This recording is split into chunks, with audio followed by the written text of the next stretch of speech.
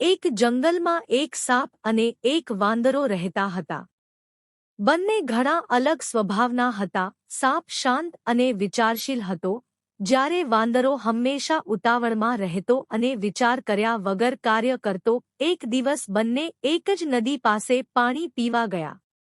અચાનક નદીની અંદર એક મોટું મગર દેખાયું.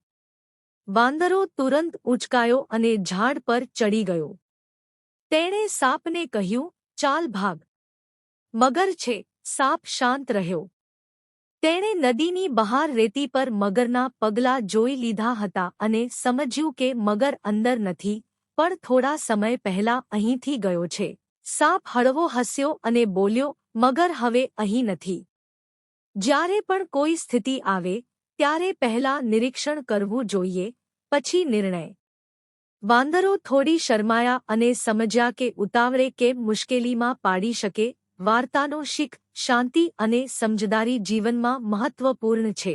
ઉતાવળે નહીં, સમજદારીથી નિર્ણય લેવો જોઈએ.